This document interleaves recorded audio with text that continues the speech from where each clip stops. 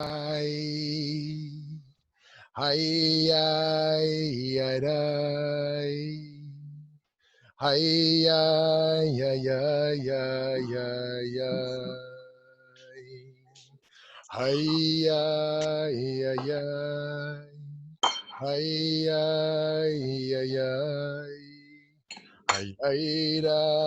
da da da da.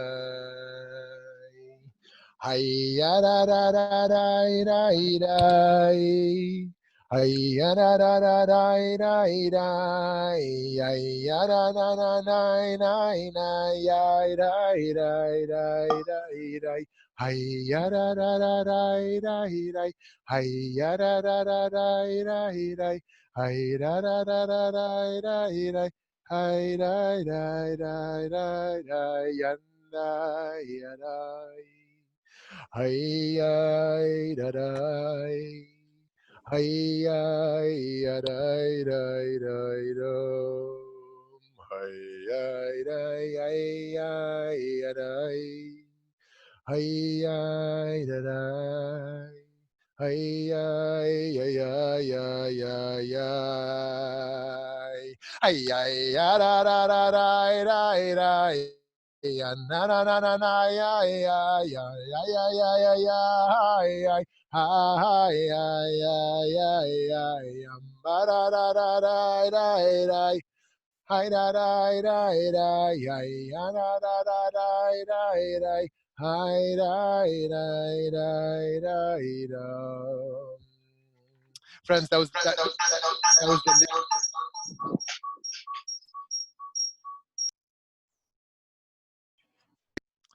friends.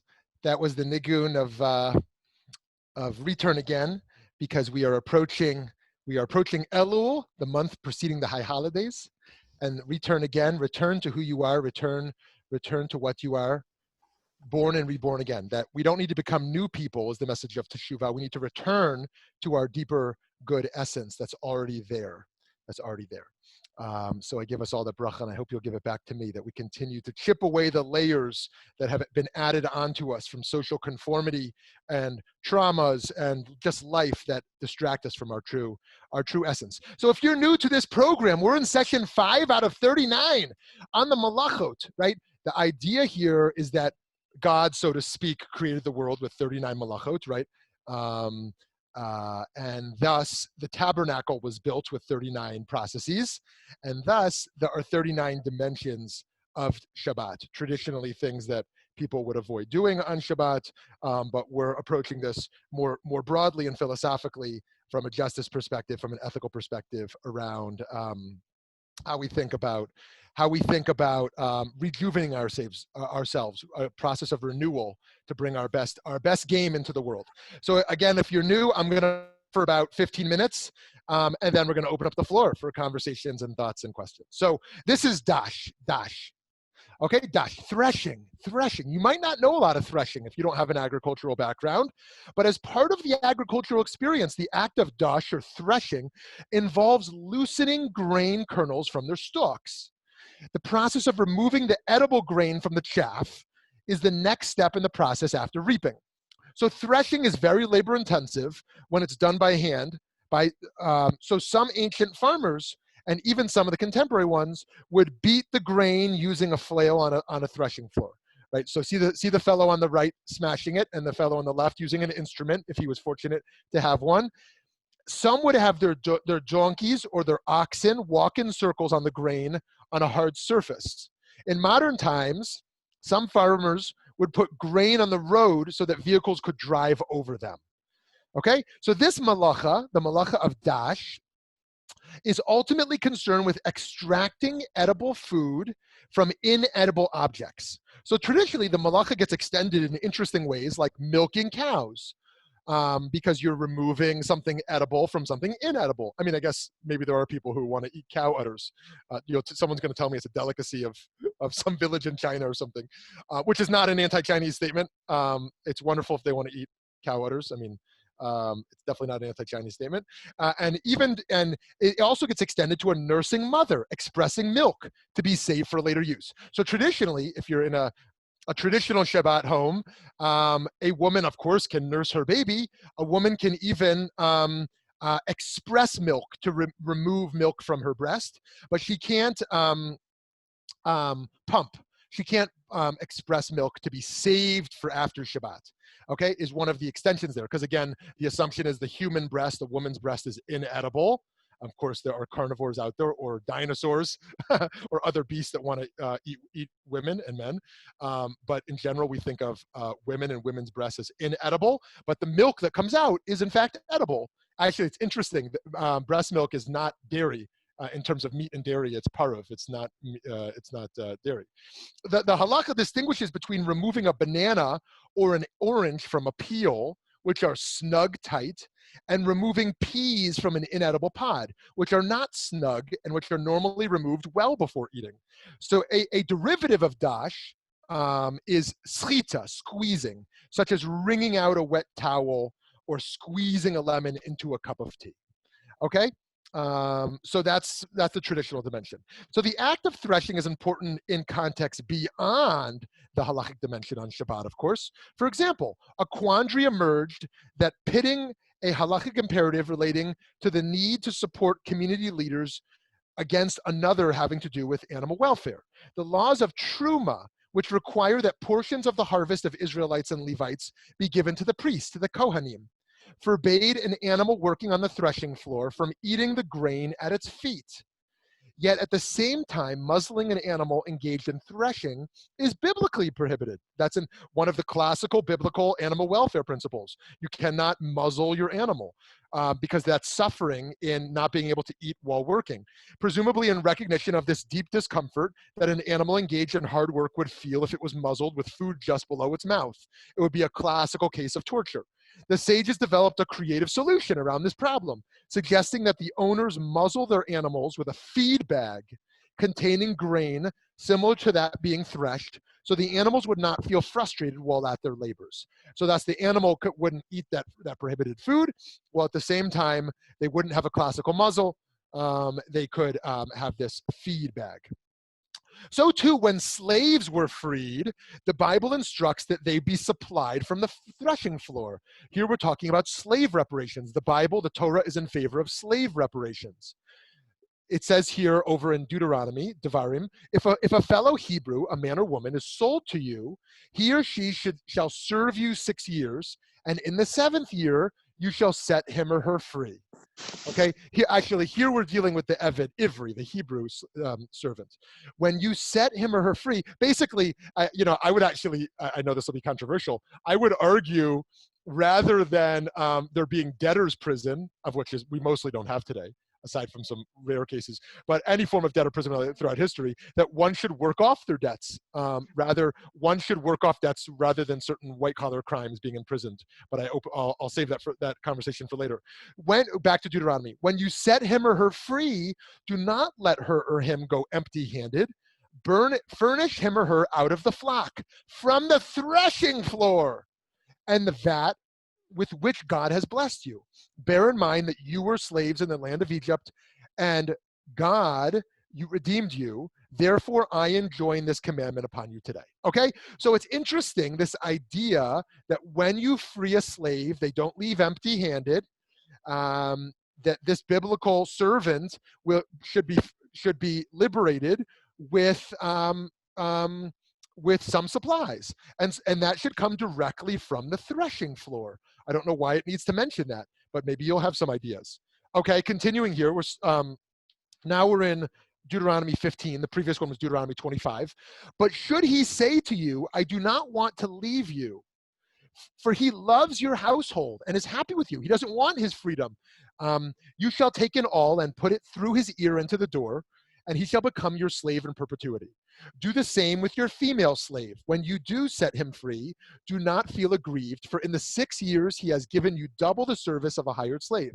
Moreover, your God will bless you in all you do. It's interesting. In all my times in Ukraine, I would ask Jews who were alive during, communism, which you didn't have to be very old. How's it going? Do you love your freedom? It's kind of an interesting question to ask, but do you love your freedom? I mean, you were alive during pogroms. You may have even been alive during early revolutions. You lived during, communist Russia, Soviet Union, afterwards. And how's your freedom? They say, actually, I prefer to not be free, but to get fish every day. And that's an interesting dilemma. Do people want their economic needs met, and that stability, or do they want their freedom? And a lot of folks, even the Jews I was talking to, the elderly Jews, said, look, freedom's a little overrated. I'd rather just have steady fish from the communist government. It's kind of like the Israelites who left Egypt and said, let's go back. They gave us fish. They gave us fish. Freedom. What is this? Living in the desert for 40 years? What the hell kind of life is this? Excuse my language. Well, what kind of language is this? What kind of life is this, living in the desert? Where is it? We want food. I don't want freedom. I'd rather be a slave in Egypt and them feed me every day, right? So that's an interesting thing. I mean, as a first world problem might be, the highest levels of liberty. Don't tell me to wear a mask. Don't tell me what to do. I want every liberty I can imagine, right? But on a lower level, people want their needs met. No, it's not a lower level. On a more basic human rights level, freedom might not be all it's always made out to be, when people want their needs met. So now let's go forward. Okay, so that's the slave. In regards to the reason we talked about the slave is because the food the servant is freed with is directly from the threshing floor. Now let's look at Chazal. The sages in the Talmud have a requirement on where you build a threshing floor. They say over here in the Mishnah of Bava Batra, a fixed threshing floor must be kept 50 cubits from a town. A man should not fix a threshing floor on his own estate unless there is a clear space all around of 50 cubits. He must keep it away from the plantation of his neighbor and his plowed fallow, a sufficient distance to prevent damage being caused. Now, it's pretty obvious what that's about. This is about damages. Bava Batra is one of the Talmudic tractates that's about legal damages. But Rashi explains and makes clear the primary reason for the distance is to protect those not only passing by, but people in the fields. This can be a dangerous process of things flying all over the place, things getting hit and popping out, and can pop an eye or create other damages. Indeed, this is another lesson about how we think about our food sources. We must do the necessary work to feed ourselves and our families, but we can't hurt others in the process. Okay, there can be complicity in regards to how we get our food sources. And if we think about today, the essential workers who are put at risk in farms. We may want fresh fruit every day, or we may need fresh fruit, fresh vegetables every day to be healthy people. And yet, what are the costs involved towards other people? The damages that might be involved. Just like there needs to be a distance in regards to the threshing floor to the people, what is the distance that workers are provided from other workers and to ensure their own safety? In fact, we need to put special precautions in place to protect workers, animals, the land, and society at large when it comes to our food. The threshing floor, interesting, I just found this a few days ago, also plays a role in other parts of the Torah. God, G-A-D, instructs David to build an altar on top of a threshing floor, and he does.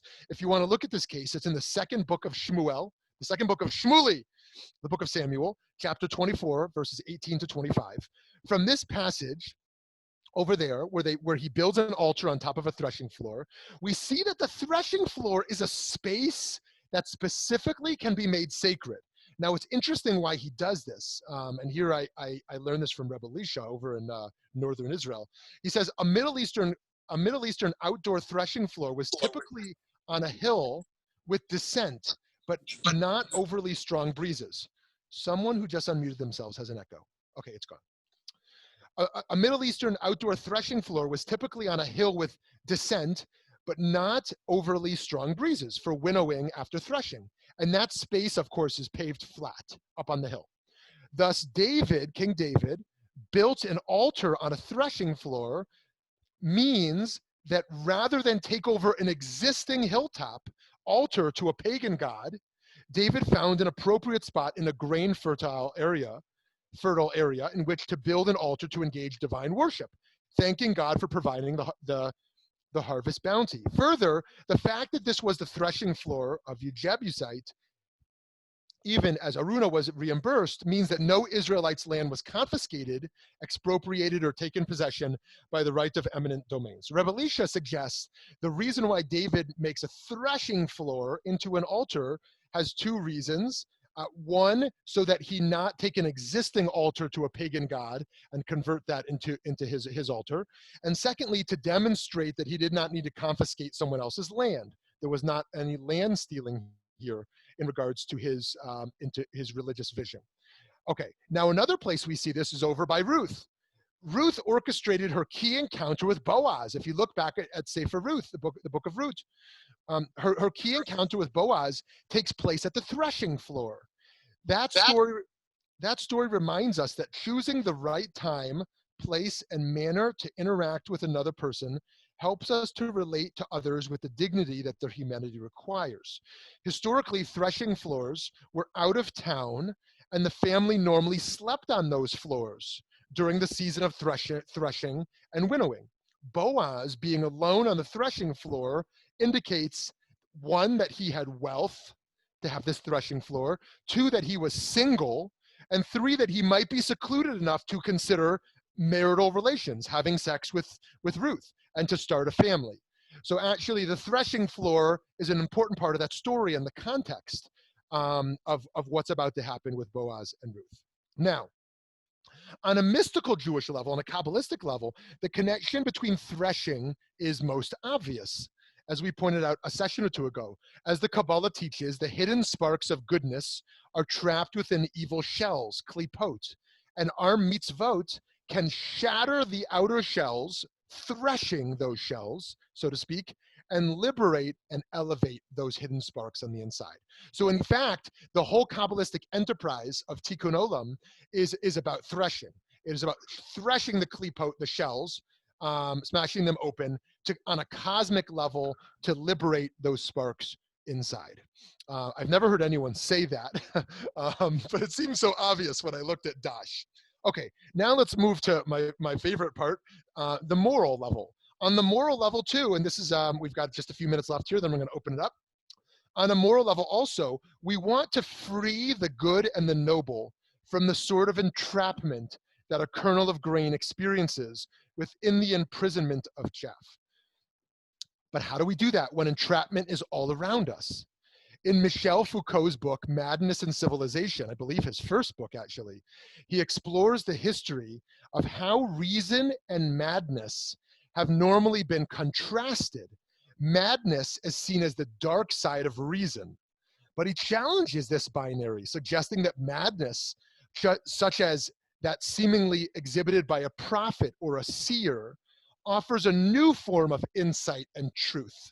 In fact, people who come before their times, as Nietzsche says, people who come before their times are normally viewed as mad, or those who are moral prophets in their time become outliers in their community. Oh, someone's got to mute themselves. Who's talking over there? Okay. People who become moral prophets in their own time, speaking truth to power, naming inconvenient truths, are oftentimes marginalized and deemed to be mad or crazy. But these people are marginalized along with others who are criminalized throughout history. He shows a historical progression in the societal approach to madness, showing that madness is still not validated, but at least is seen as something to cure rather than to criminalize. Later, Foucault goes even deeper into the history of torture and punishment at large. Most famously, he explores how Jeremy Bentham's Panopticon, Bentham, Bentham, of a 17th century British philosopher who's considered the first proponent of utilitarianism, he imagined a world where the greatest pleasure led to the greatest good for society. His imagined prison model, the Panopticon, is a massive institution where everything is hyper-structured and everyone is observed. In modernity viewed as some form of progress, of industrialization. And yet there's a new form of torture that emerges. Foucault extends this idea of discipline is a key word for him, to various other institutions beyond just the prison, where we turn subjects into objects. We turn subjects into objects. Now, Foucault suggests that power is spread throughout all practices, and there is a race in society to accumulate power in order to modify other people's behaviors in all areas of society. Yet one might suggest that as many did suggest, that he's not cynical, that basically we're doomed, human nature is doomed, society is doomed. It's just a race to power until we destroy each other. Because he does argue that power can be productive, as we know from social justice work, that power is not a bad word. Power, we want to accumulate power through our community organizing to use that power for good. Such as, in Foucault's case, education. I mean, it's convenient that he works in education, but I think most of us would agree that there too, there's discipline involved in the educational systems, which can be abused and misused. And yet, in educational systems, power can also be very productive, be used very productively. Actually, it's interesting. As we moved from a more utilitarian perspective of punishment in America to a more deontological one, and even further towards a system of just desserts, that the purpose of punishment was that people should get what they deserve, regardless of whether it was good for them, good for the taxpayer, good for the victim, good on various levels, good for teshuvah, good for their potential to change and evolve. So too, the educational system saw more suspensions, more expulsions. We took a more just desserts, a harsher approach to punishment in schools, as we did in prisons as well. Scholars have shown that correlation, and in other systems beyond those two. In any case, back to Foucault. Power is an inevitable dynamic of our lives. He wants to see us engage in the just distribution of power rather than falling into systems of dominance. There will inevitably, he argues, be a power dynamic between lovers. Yet we can think carefully about how to balance such dynamics out. He says there's not those with power and those without power. It's not like that. Power is flowing between all relationships in all different ways throughout all institutions and all systems, these power dynamics. And everyone holds different types of power, different degrees of power. What we cannot do is be blind or naive to the power dynamics around us. After all, such illusions, like all illusions, one might suggest, lead to greater suffering for all. We have to engage in processes of distinguishing the true from the untrue, the good from the evil. We have to differentiate food from the inedible, that which can nourish us from that which cannot nourish us. This is where our pluralism or relativism has its limits. There still need to be some binaries within our moral complex epistemological structures. There still needs to be limits and definitions and separations. We need to be able to separate the chaff from the wheat. Okay, last thought. Stepping back on Shabbat from the process of threshing and thus removing food from non-food helps us to focus on the gray areas in our lives, but also helps us to maintain focus on the black and white areas in our lives. And so this is the thought I want to close us with and open it up for questions, conversation, disagreements. Is my argument, and this closing point at least, is that life is about ambiguities. It's about paradoxes. It's about conflicting truths. It's about pluralism and relativism. It's about skepticism. We don't know as much as we think we know. The more we know, the more we realize we don't know. And yet at the same time, I believe that there is also still a duty to maintain certain black and whites, certain moral absolutes, certain boundaries, certain separations. We can call that, in fact, that when we say Havdalah ending Shabbat is all about remembering those binaries. Shabbat is something different from the other 6 days. Being a Jew is something different than being a human. Doesn't mean being a Jew is better than being a human. Jews are humans. It's a different experience. So too, the Kodesh and Chol, the holy from the non-holy. And can we still, without being fundamentalist, maintain such ideas as the good and the evil?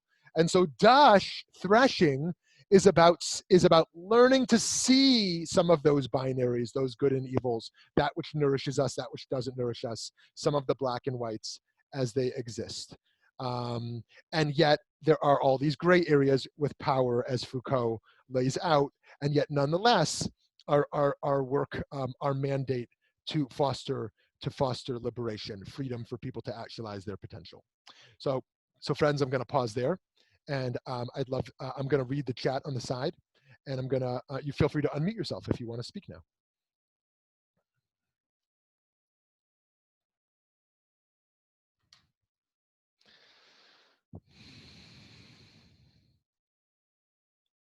If someone is speaking, you're on mute still.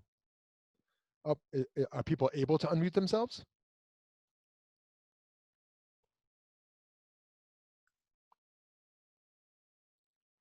Shmuly. Yes, hello. Hi. Just a history of thought footnote to your discussion.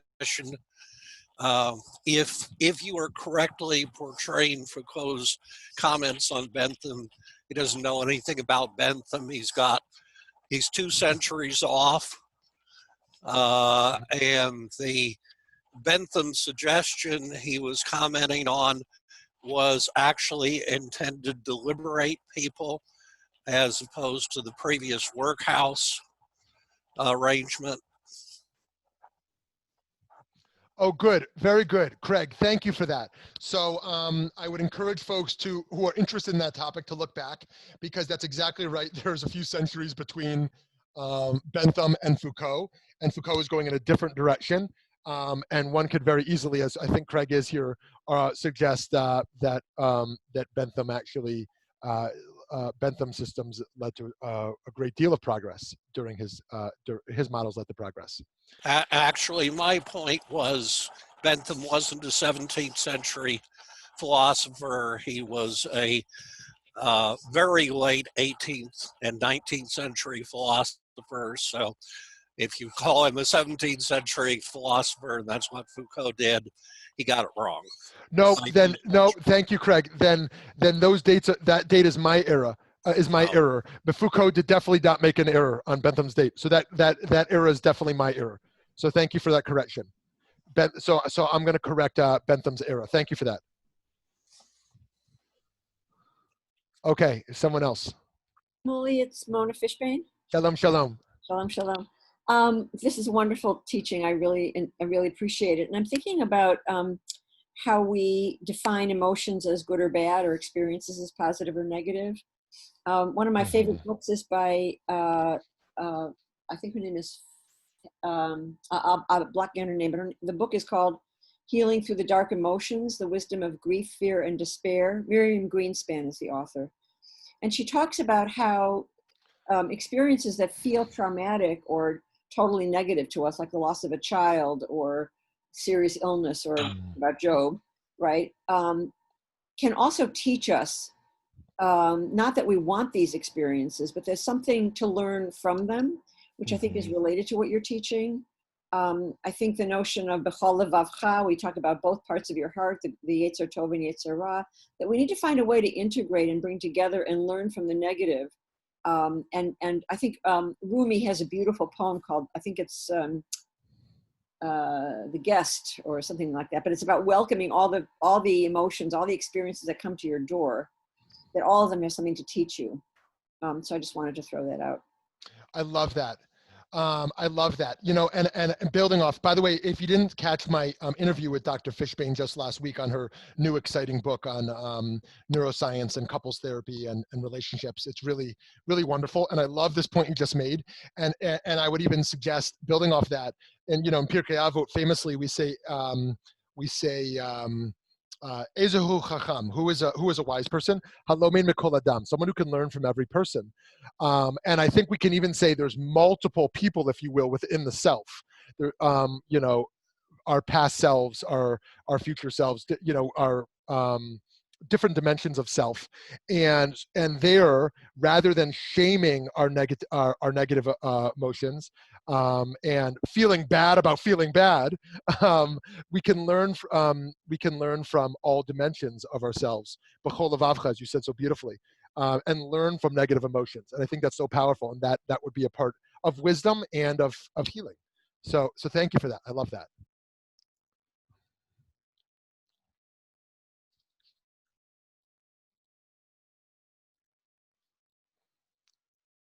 Someone else. If I can make a comment that you made about the good from the bad in food production, which is something, I mean, I don't eat meat, but for those who do, I can't understand how any food can be labeled as kosher if the workers are treated badly, if the animals are treated in a cruel way. I think that that's just, even morally, how can one eat meat if one would eat meat without, thinking how bad it is to eat meat. But if you say, well, fine, I want to have cruelty-free meat, one needs to have a situation in which both the workers and the animals are treated properly. And if we're going to divide the good from the bad, then definitely kashrut should be part of that. Lauren, thank you for that. And you're getting me in trouble here because you're raising an issue which is one of my top issues of priority, food systems. And I could talk about for hours, so I'm going to have to really limit my response to 2 minutes. But you're exactly right. And in the spirit of learning about Dosh, of having some distinguishing, the rabbis were about distinguishing. And so too, they distinguish kosher from yosher. As Rabbi Breuer famously said, we want glatt kosher and glatt yosher, by which he meant on a traditional level, food being produced unethically does not affect in any way its kosher status. Now that might be troubling, and to me it is troubling, but they viewed it as two different realms. They said, okay, the kosher is the ritual dimension and the yosher is the ethical dimension. So if someone mistreated their animal, but the animal is still kosher, it means that it's still kosher, but it's not fit for consumption. Now that's interesting.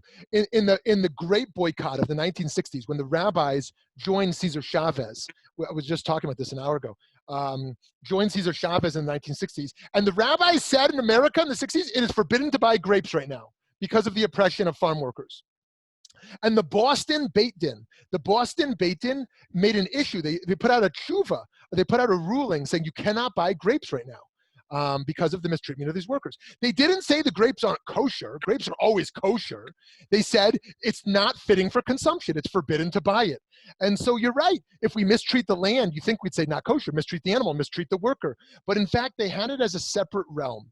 And this is one of the great opportunities for social justice work today from a Jewish perspective, is to think about our food sources, whatever one's interest is. If it's animal rights, if it's the environment, if it's essential workers who are paid dirt wages out in the fields, if it's human health, if it's organic, if it's slave labor. You think of the Uyghur genocide over in China right now. We're going to do a session on that next week if you didn't see that yet. And if it's blood diamonds that are produced through slave labor, or non-fair trade chocolate. I mean, all these various issues. And one of the problems is transparency, that we don't know enough about a lot of things. On a lot of things we do. And sometimes we make hard choices. I still buy Apple products, even though I know slave labor is involved in Apple products. I don't think I buy Nike, but maybe I have some Nike stuff, knowing that Nike is one of the companies using concentration camps in China. And so it's very complicated and very difficult.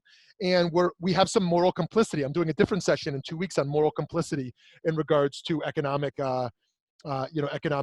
decisions and how we think about our teshuvah, our repentance around those. But anyways, Lauren, thank you for raising that, because you're right. It is a huge issue and a huge opportunity. Okay, someone else. Neil Comis. Shalom. Hi. Hi. I just wanted to bounce off of that and say that it not only has to do with what we consume in terms of food, but the way in which we interact with the planet. That there are certain things that we should consume and certain things that we shouldn't consume. Like maybe we shouldn't be drilling for oil 3 miles below below the ocean. That we are that kashrut should teach us acceptable and non-acceptable, as well as what we should absorb and what we shouldn't absorb. Just because human beings can figure out a way to absorb everything doesn't mean that we should. Amazing. Thank you, Rabbi, for that. And I think that's exactly right. That to break it down, I think there's a most traditional segment of the Jewish community which is very interested in the ritual kosher, not at all the ethics. There's those who are trying to hold both, and then there's those who are redefining kashrut in ways that are purely ethical. Reb Zalman did a lot of work on that. Reb Zalman, Shakta Shalomi on eco kosher, and as Rabbi Neil's sharing here, also to think even beyond food. that kosher is a way to relate to consumption and our responsibility to sustainability and to the planet. And it is really hard to imagine any issue right now that is as important as the climate change issue. I confess that it's not the issue that jazzes me. It's not the issue that I feel most jazzed, and jazz is the wrong word. I feel most agitated by issues of human oppression that are direct. A person who is a child who is abused, a woman in a domestic abusive relationship, a person who is imprisoned unfairly, war, genocide, these types of things. But undeniably, even though it might seem less direct, the climate change issue is the most urgent issue of all, because everything relies upon such an issue. And thankfully, the Torah has a lot to say about it, and I think it has a good intersection on this point as well. And this is not, as we know, just about us rethinking our light bulbs and cars, not just about factory farming. It is about changing the entirety of the systems. And we have a lot of power. As American Jews in 2020, we have a lot of power on the global situation in regards to this, America being in the situation it is around pollution. So thank you for that, Rabbi. Rabbi? Yes, please. Hi, Eileen. Hi. It seems to me that as Jews, we can see a moral imperative. So how do we get the rest of the world to also see this as a moral imperative? Not only in regard to climate change, but also in regard to proper treatment, humane treatment of our animals and of our people. Great. Okay, I love that question. I love that question because Eileen, it raises the issue of cultural relativism. When do we say another culture should do what they want because they're a distinct culture? And when do we say there's limits to moral relativism and we want to actually either legislatively or persuasively intervene on how another culture operates? This is a huge question. And ground zero of that question has been the issue of female genital cutting. Now, if you look back at female genital mutilation, as it used to be called, women from Texas, white women from Texas in the 70s, arrived in Africa with signs, and they're like, "Stop your barbaric practices, female genital mutilation. This is barbaric. What you're doing to little girls. Stop." And the people and the folks over there in the villages were like, "Who are you? Like, from Texas telling us what we should do? Like, this is our ancient tribal practice for centuries. Like, how you're so enlightened, you're going to come and tell us like how we should do this?" So that didn't work so well. And then in the further decades, not more sophisticated nonprofits arrived and said, "You know what? We can't preach to this culture. Let's empower the local women to have conversations about public health. And let's empower those women to think about this, about the fact that 25% or sometimes more, sometimes up to 50% of little girls die from female genital cutting through infections or errors or other factors." And so they got the women together to talk. And they said, "How do you feel about this? Like, do you believe so much in this practice? This is worth it. Are you afraid?" I said, "Actually, we've never had a space to talk about this really. And yeah, this is not what we want to be doing."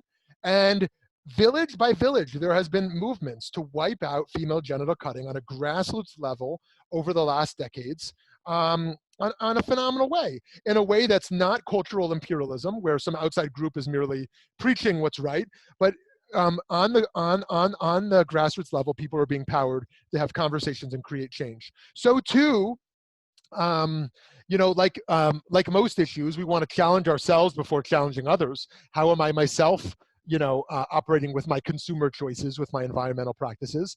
But then going beyond, I think when we look at other conflicts in other parts of the world, such as on this issue, we want to think about, interfaith conversation building. We want to think about grassroots empowerment, especially where there's not full education or awareness. And we want to, form a collaborative, respectful process to create change. Of course, other times we want to use a strong arm. How do we stop human rights abuses in China? There's an educational process, but there's also leveraging power to create change around horrific things that happen. So thank you for that, Eileen. Someone else. Rabbi Shmuly, I wanted to just talk a little bit about what you said about how, climate change is my issue. So I think Yes, about it this is. a lot.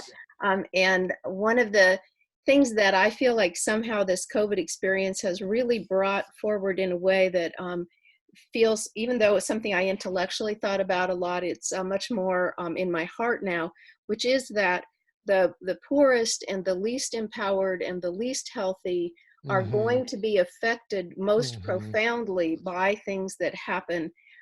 Certainly you see it with COVID, but in climate change, the refugees, the people who live in situations where their villages or their islands are being submerged, their cultures, their crops are being lost.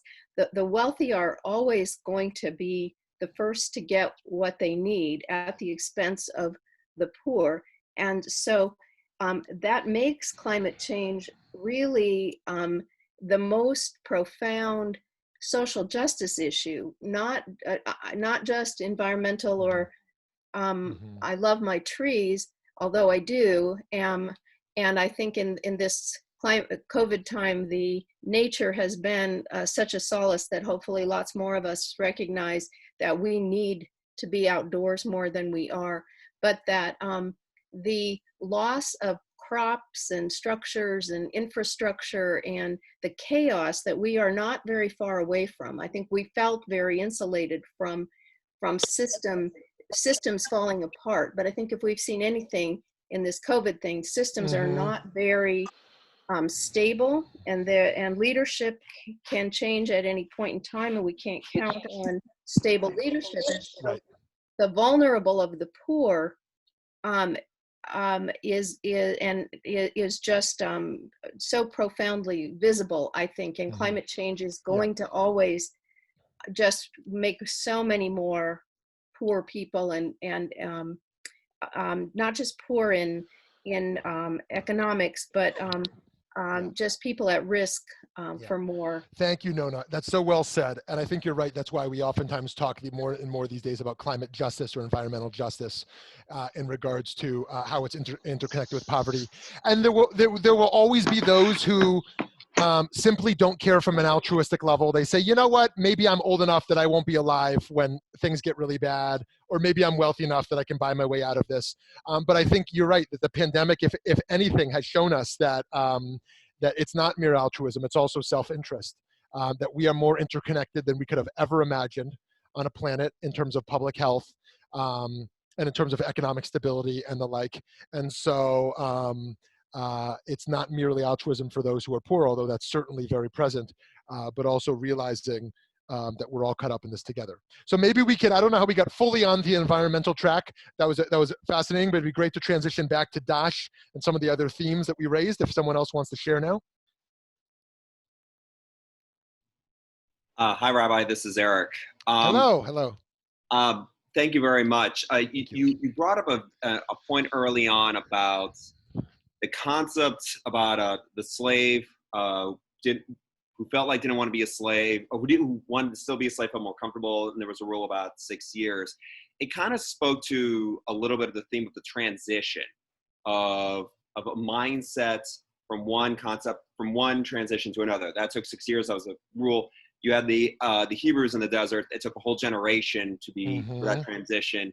If it moves too fast, there could be consequences. A very horrible example to give, and forgive me for anyone if this is very sensitive, it would be right after the Holocaust, if you gave food too much to the survivors too quickly, so many perish a result of the transition too quickly of eating too much and trying to, instead of the easy adjustment back into the physical changes. So my question is, where, I fail to understand where in commentary and in Torah it talks about where the right transition is suffice in terms of the process of food, kosher, lifestyle.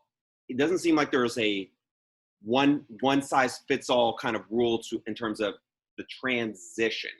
Can you kind of share more about those? I caught most of it except for the final question. What do you mean in transition in regards to food? Like whether it's like from different levels of keeping of kashrut, from the just keeping kosher to the ethical component of it, to keep, it's not just kosher, but but also the ethical component. I'm just wondering, is there, I'm failing to understand where, can you explain more about the transition of, just that transition, like what the Torah and the commentaries say about transitioning like from kosher into other examples of that? Because you gave examples I thought were very fascinating. I wonder if you could share more about that. Okay, great. Okay, great. Thank you. Yeah. So yeah, I think you're exactly right that in this case of the servant in the biblical model, which by the way, just to highlight some of the progress there, we might think of it being quite. Oh, someone's not on mute. Who's talking? There you go. That we might think of it being very problematic that there are slaves in the Torah. But it would have been totally radical for the Torah to eradicate slavery at that time period. In fact, only 170 years ago in this country did we eradicate slavery. So actually, it shows that it took even longer than that. I mean, formally we eradicated, but slavery existed well beyond 1850s as well in America, even though it was illegal. But the Torah still has slavery, obviously, like every society at such a time period. And the progress, the Code of Hammurabi says, if you kill your slave, you strike and kill your slave, it's a monetary crime. You have to pay money. But if the Torah says if you strike and kill your slave, it's a capital crime. This is a human being. So there were a number of transitions that made it such that the servant was maintained in their dignity while maintaining the ancient problematic economic structure as it existed in power dynamics. And yet you're right here that the transition with food stuff is also similar to the problem of prisons today. The prison reentry problem is one of the biggest crises, that the recidivism rate is so high that those who come out of prison are very likely to go back, partially because of the failed prison experience, partially because of their own commitments, but partially because of a failed reentry process. They can't get a job. They can't, reignite their relationships that they had that were kind of broken, and various other things. Sometimes jobs they can't even get with a felony. And so there is a transition back in society. Like you said, how do we transition from Holocaust into sovereignty? I mean, the Holocaust ends in 45, and then we have sovereignty in 48. And that's really difficult. Or leaving Egypt, going to the promised land. There's a brief transition there. And so transitions are really complicated. Or you think about a divorce into a new marriage. Some people get divorced and they never get remarried. Some people get remarried 20 years later. Some people get married 6 months later. And so what is the transition period that happens in that space of healing and of growth?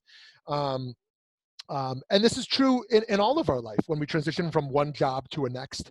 Now, in terms of your specific food questions, it's quite interesting that the ethical dimensions were kept quite distinct for so long. Kosher didn't talk about animals. It talked about Sar Balei Chaim. It didn't talk about workers. It talked about Oshek, the oppression of workers. It didn't talk about the land in particular. It was tangential. And then a part of that transition happens as agricultural systems evolve and as political systems evolve and control over our own land and opportunity evolves. And as Jews move more and more away from food production in many ways, the return to the land in Israel offers this new opportunity to think about Shemitah and think about other food issues. Over here, we oftentimes think of the workers in fields as being Mexican laborers, or folks from Central America. In Israel, you think about Arabs being field workers or in the back rooms of restaurants. And the different relationships Jews have to Mexicans in America is very different than Jews have to Israeli Arabs or to Palestinians. And yet the complexities are still there. And so I think that what kashrut was ultimately about was a system of spirituality, about a consciousness of what we consume, that we elevate our spiritual and moral consciousness before we eat something.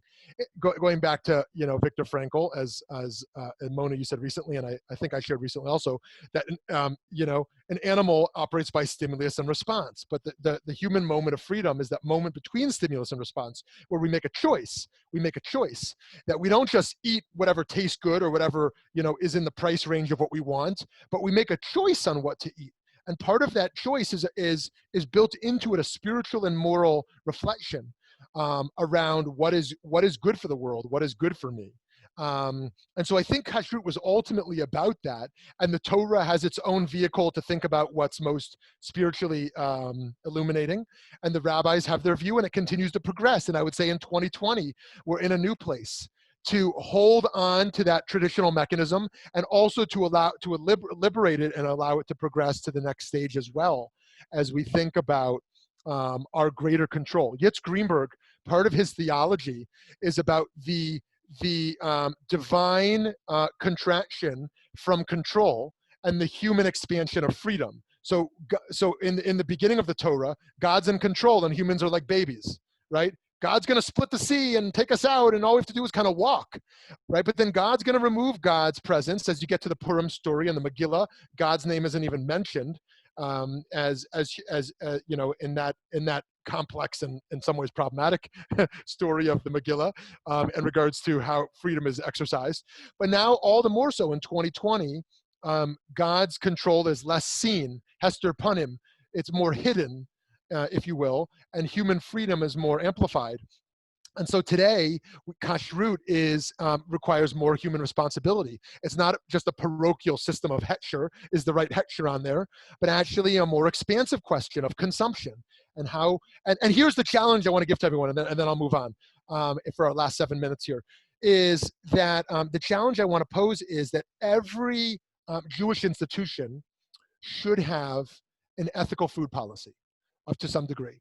We're not dictating what it should be around kosher, around other ethical concerns, but every board or institution should engage in some process, or a staff, of saying, what will we say no to? Is there anything that we think crosses a line in terms of what our community is going to buy and consume and offer? And so some might do something as small, I don't want to minimize it, but something like fair trade gelt. You know, Hanukkah, where this is going to be our stand. Someone else might say we're going to limit meat intake. Someone else might say we want unionized labor involved in this thing or that. You know, someone else might say we're going to pay living wages to the workers within our synagogue, whatever the case is. So anyways, I want to bracket it there because this is a whole other topic. But thank you, Eric, for that great question. Someone else.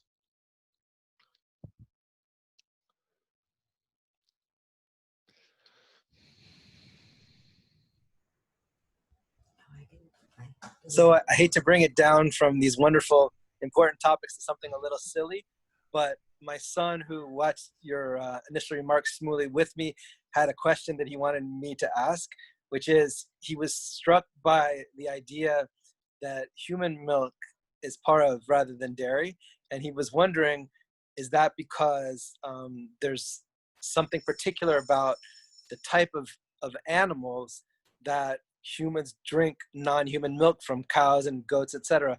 He was thinking, what if we were talking about something like wolf milk?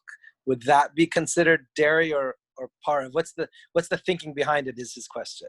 Okay, awesome. I love that. Good to see you, Brett. Thanks. And I'm so glad your son was involved too. So that's awesome. So yeah, it's really interesting. You know, a famous late 20th century argument was between Rabbi Aaron Lichtenstein and Rabbi Yehuda Amital around, if you're stranded on a mountain with nothing to eat and you're starving, and you can either eat the dead human corpse of the person you were traveling with, or you can eat a pig you randomly find. Which should you eat? And Rabbi Aaron Lichtenstein says you eat the dead human corpse, because the pig is prohibited on a derisa level, on a biblical level, and the human is only rabbinically prohibited. The Torah doesn't say you can't eat humans, right? So he says, of course, you should follow the rabbinic prohibition instead of the Torah. You break the rabbinic prohibition rather than the Torah prohibition. And Rav Amital, they were co-Rosh Yeshivas. They were from very different worlds, but co-Rosh Yeshivas, they led the Gush, the Har Etzion Yeshiva. And he says, oh, whoa. Kavod habriot, human dignity. Like, it would be just a terrible thing, for us to desensitize ourselves so much that we could eat human flesh. And so even though that it's a rabbinic level and the other's a biblical level, clearly someone should eat the pig rather than rather than the human corpse. So I'm thinking about that for the moment on rabbinic level of prohibition. And, you know, as you're right, the whole idea of cooking a kid in its mother's milk, of course, in its very straightforward language meant it was an animal welfare principle, right? That there, you can see the two cows, and we're so sensitive to the mother suffering of the mother that we don't think like that there should be a suffering of a mother and a child and a baby. And so we don't want to separate that. And then that got extended even further that, whoa, all of a sudden you can't mix chicken with dairy. What does that have anything to do with it? Like chicken, the rabbis wanted to extend it. And then what exactly is milk? You know, is milk just cow milk? What exactly is milk? And so, and how far does dairy extend itself? I would need a little more research to share, and maybe I'll share it next session, to share the parameters of what is within the bounds of dairy and what is beyond the bounds of dairy. But the fact that a mother's breast milk is both kosher and part of non-dairy is interesting. I wonder if there's at least a rabbinic assumption, a gezerah offense around drinking it with meat products. Of course, you and Brett, you and I and some others here don't have this problem at all, anyways. But around because of the perception involved. The perception of what's being consumed. I don't think this is actually a practical problem, that people are like mixing breast milk with their burgers or making cheese from breast milk or something. Nor does anyone have the concern of babies who are, you know, older, who are nursing and eating meat products at the same time. But anyways, suffice it to say, I don't know the exact answer as to the limits of dairy, and I'm going to research that more. So thank you. You're busy. Don't worry about it. I'm gonna set my son to research it, and good. He'll report. Oh, great. Good. Please do. I'll be excited for that. Okay, time for one more question or thought here. Okay, and yeah, Vicky, thank you for that around the institutional policies. I think that sometimes we sidestep such issues. We need to have sexual harassment policies in place, all types of racial justice policies in place, and kashrut policies and ethical food policies. And so, friends, I leave us with this in our last minute here around Dosh of threshing.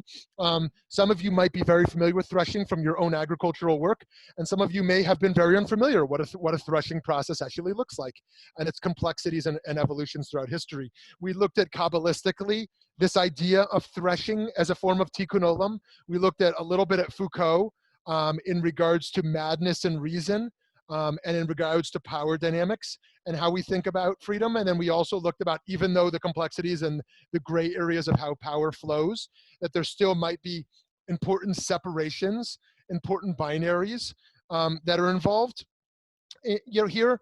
And actually on that point in particular, I often talk with young Jews who struggle to hold on to both tribalism and universalism. I know a lot of traditional Jews who are very tribal and not universalistic. And I know a lot of liberal Jews who are very reject tribalism and very universalistic. And sometimes in the latter camp, there's a discomfort with Jewish particularism because being more Jewish, having a stronger Jewish identity, means I'm less human or less universalistic. But in fact, I think a healthy perspective can hold both. Two separate identities which can be integrated as well. And so Dosh helps us to remember that there are black and whites, there are binaries, there's also gray areas and paradoxes. And as Dr. Fishman reminded us so nicely around the emotional life, that we can learn from the negative. We don't just discard the negative, we can learn from the negative and integrate a fuller self around our full experiences. Friends, Malacha 6 next week. Can't wait. Have a great day. Thank you so much for joining.